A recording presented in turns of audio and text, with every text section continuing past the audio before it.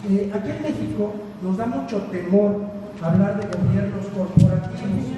Regularmente oímos la palabra corporativo o la palabra contador y de inmediato entendemos que es un tema de miedo, de impacto, y pensamos que hablar de este tipo de situaciones es para las grandes empresas. Hablamos de corporativos y pensamos en Coca-Cola, en Bimbo y en otras tantas empresas que hoy día cotizan en la Bolsa Mexicana de Valores. Quiero comentarles que esto no es así. En México está muy dada esta parte. ¿Por qué? Porque se ha venido de una manera vertiginosa toda la globalización. En todo el mundo están surgiendo nuevos empresarios y en nuestro país, de hecho, se están liberando nuevas formas jurídicas de constituir una empresa.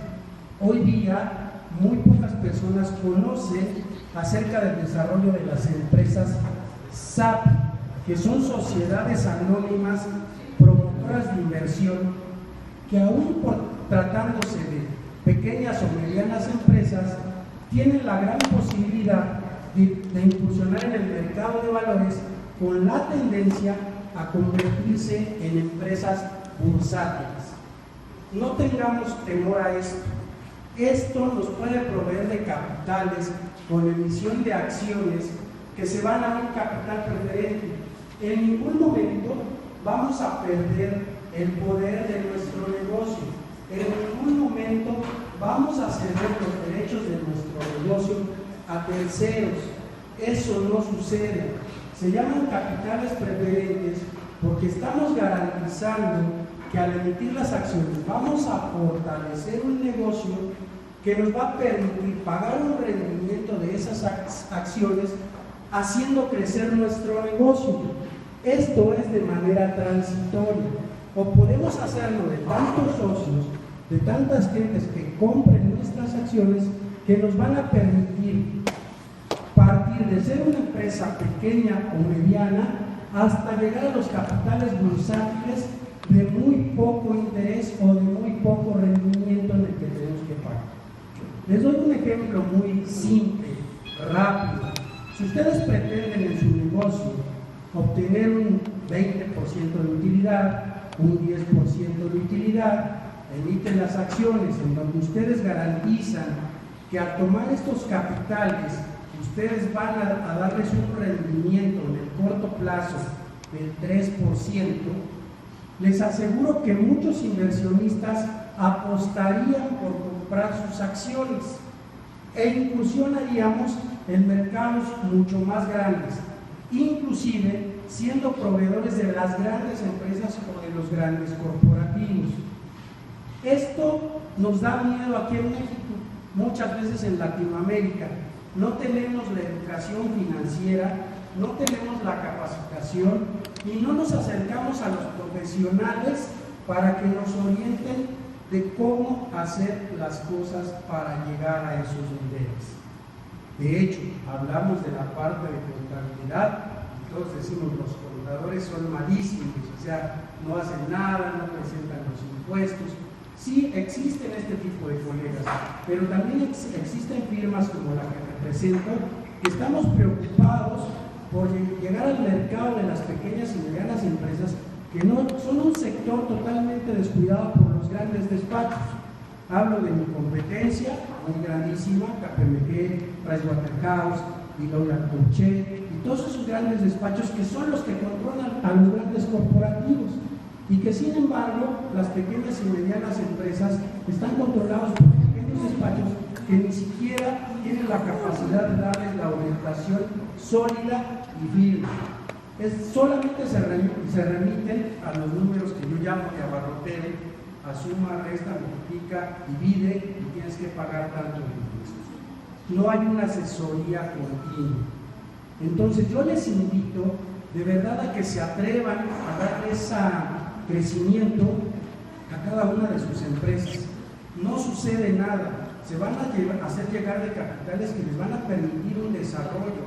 Se le puede vender al gobierno, tenemos asesores que nos pueden apoyar en ventas al gobierno, lo tenemos aquí presente, que en su conjunto, perteneciendo al cosas, a este tipo de asesorías.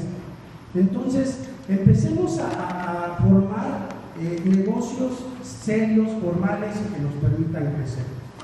¿Por qué les hablo de un gobierno corporativo que suena como un nombre grandísimo para nosotros que empezamos o tenemos ya una pequeña o mediana empresa? Porque nos imaginamos que la carga de trabajo va a ser excesiva.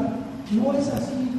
Se forman comités, entramos a las reglas del juego, ya nos evitamos cargas tributarias muy altas, nos evitamos alta competencia, nos evitamos mercados a los que no podemos ingresar si se hacen llegar de los asesores adecuados. Y finalmente, si siguen un proceso y un orden, porque esto requiere de un orden, llegar a los mercados de valores. ¿A quién le interesaría cotizar en bolsa, por ejemplo? Hay gente que quiere cotizar en bolsa. ¿Han seguido el camino? ¿Sabían de estas empresas, sociedades anónimas promotoras de inversión? Es una figura jurídica que está promulgada en este país desde 2006 y que el gobierno mexicano lo ha hecho con la intención de que se cotice en bolsa. Sí, una pregunta. Sí. Para poder llegar a ser una SAPI, ¿se requiere para estos microempresarios algún capital mínimo? No, hay dos modalidades. Regularmente te piden un capital de 50,000 cualquier notario, pero la diferencia en esta constitución de las APIs es diferente. En cualquier empresa, sociedad anónima que constituyamos, tú vas con un notario y por default ponen capital exhibido y aportado, aunque no hayas puesto un solo peso. Entonces, todas nuestras empresas tienen capitales de papel. A diferencia de las APIs, en este caso, al constituir las API, lo que sí te exigen es la aportación del capital, que verdaderamente lo exijas y que tengas los títulos como son las acciones, para que tú puedas de verdad decir que estás constituido con un capital. De otra manera, no te constituyen como SAPI. Pero eso es una modalidad que se genera de manera individual. Si cada uno de nosotros, junto con nuestros socios, podemos hacerlo. Sin embargo, existe otra modalidad. Se puede constituir una SAPI de manera independiente y hacer que una serie de empresas se incorporen comprando acciones de la SAPI para formar un corporativo, lo que fortalece cualquier situación que tú tengas ante las instituciones bancarias, ante el mismo gobierno federal, porque te van a hacer llegar de capitales por esa fortaleza, por ese orden que requieren las APIs. Ya se requiere un auditor certificado que efectivamente valúe que las acciones que tú estás presentando en el mercado valen lo que dices que valen. Recordaremos, ya hace algunos años, esto sucedió en Estados Unidos con el famoso caso de Enron, en donde se falsearon los valores de las acciones. A partir de eso nace lo que es el control de gobierno corporativo y exigen a todos los auditores que presenten los verdaderos valores de las empresas para poder proveerlos de capitales y que puedan convertirse en empresas bursátiles. Eso está muy reglamentado y eso es lo que nosotros como mexicanos tenemos el temor de controlar.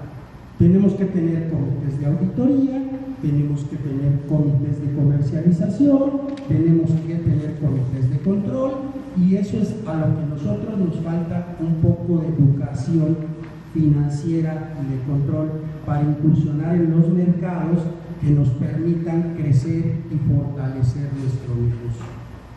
Con esto, cualquier persona que esté interesada en tener una asesoría mucho más a detalle, porque es un tema bastante extenso, una asesoría muy específica acerca de cómo llegar a estos niveles, con todo gusto, acérquense con nosotros y les vamos a dar la asesoría de forma gratuita.